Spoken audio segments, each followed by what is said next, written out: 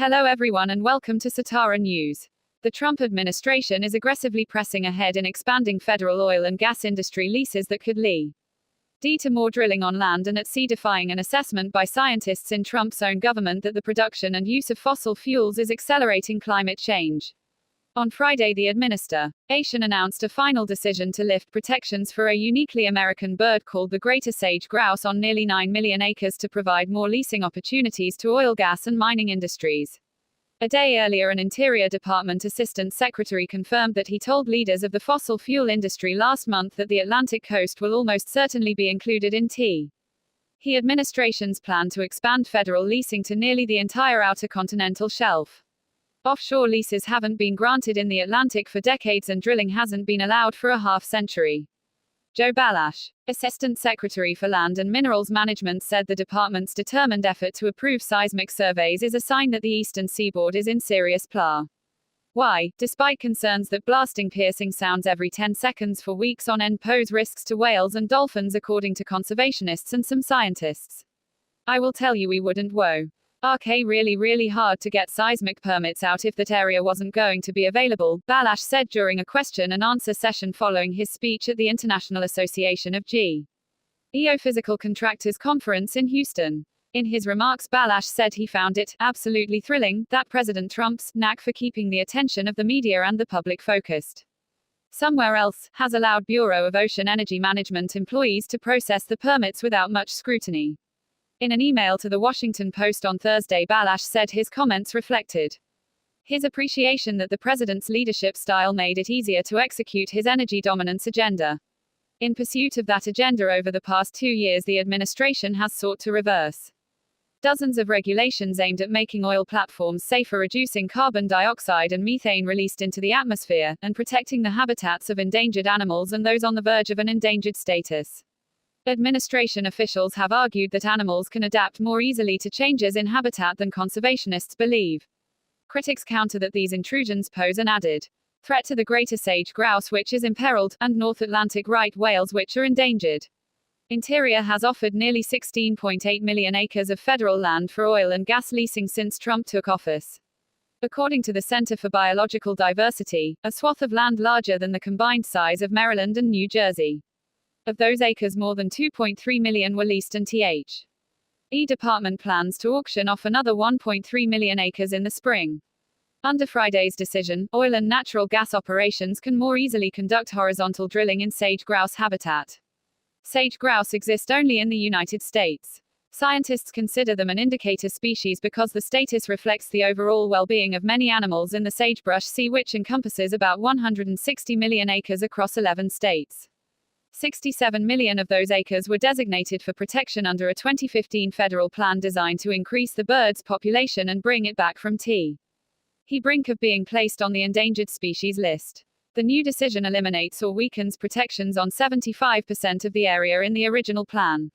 On their expedition across what became the United States, explorers Meriwether Lewis and William Clark noted that flying sage grouse blackened the skies, leading to unconfirmed estimates that their historic numbers stood at 16 million.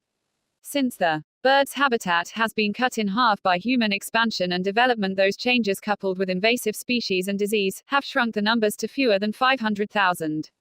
Acting Interior Secretary David Bernhardt said in a statement that the department's final decision demonstrated the administration could achieve several goals at once.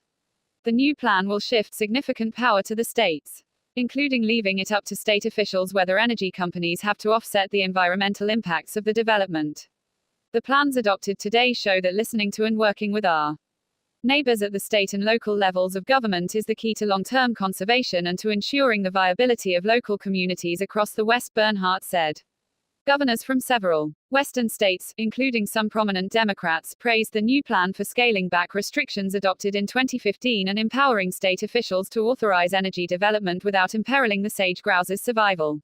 Colorado Gov. Jared Polis D., for example, thanked Interior officials for addressing the state's concerns in a statement, adding, "Our focus now turns to implementation and creating successful outcomes on the ground." Sam Eaton, Policy Director and Counsel to Idaho Gov. Brad Little said in an interview Friday that the revisions reflect the collaborative process the Tate had launched under the previous administration that was upended shortly before the 2015 plan was finalized. We live, breathe, and understand the terrain, the environment, and we have the experts here and know what's best for the species. Eaton said, adding that the state had consulted with biologists as well as industry and other groups when drafting its plan. While we understand the federal framework, we feel we're best suited to manage the species. Terry Messmer, a professor of wildlife conflict management at Utah State University, said the 2015 regulations under the Obama administration, resulting from a 5-year collaboration between affected states and the Fish and Wildlife Service, was an overstep. He said areas of focus that federal authorities blanketed with protections didn't necessarily need them. The folks that are doing the assessments, the state biologists, clearly understand the needs of the birds, Messmer said. Good quality habitat will trump the impacts of human disturbance. Sage grouse can adapt to the footprint of mining and drilling operations and the electric power grid that follows them. That view was dismissed by a conservationist who has worked in the sagebrush sea for years. It's interesting, because we've had repeated letters sent to this administration by the most renowned sage grouse scientists urging them to not walk away from the most valuable habitat, to maintain a commitment to leasing and drilling outside the habitat, all the things that have been abandoned by this record of decision, said Nada Culver, senior counsel for the Wilderness Society. Because of the types of designations that were eliminated, the vast majority of protections that remain are weaker, Culver said. When you add up what's left, it's just so much less. Ed Arnott, chief scientist for the Theodore Roosevelt Conservation Partnership, said that some of this recent leasing is now taking place in large areas that serve as critical migration corridors for wildlife in the West.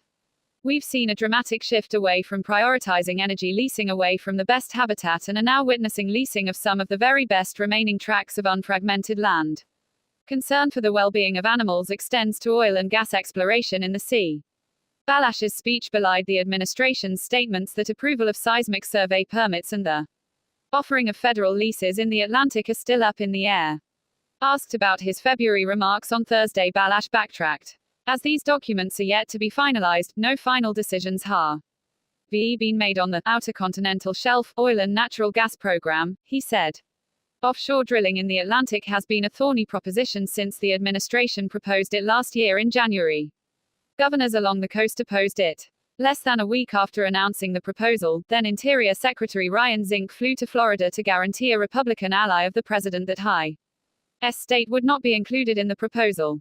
The acrimony continues more than a year later. During a contentious hearing in the House last week, a National Oceanic and Atmospheric Administration official defended seismic testing, saying that firing commercial air guns underwater every 10 seconds in search of oil and gas deposits over a period of months would have next to no effect on marine mammals.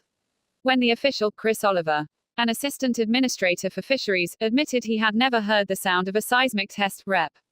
Joe Cunningham blasted him with an ear-splitting air horn and asked if he found it disruptive. Oliver said he didn't. A spokeswoman for the International Geophysical Contractors said Balash and the administration are simply doing their jobs. One of the things they're supposed to be doing is evaluating the potential resources in the Outer Continental Shelf, so they can make informed decisions about what the next steps should be, whether it's to lease it for oil and gas exploration or not, said Gail Adams, vice president of communications for the group. Seismic surveys provide that data. If you like this video, please press like and also subscribe our channel to get updated. We will come soon with new update. Thank you and have a nice day. Take care. Nice day. Take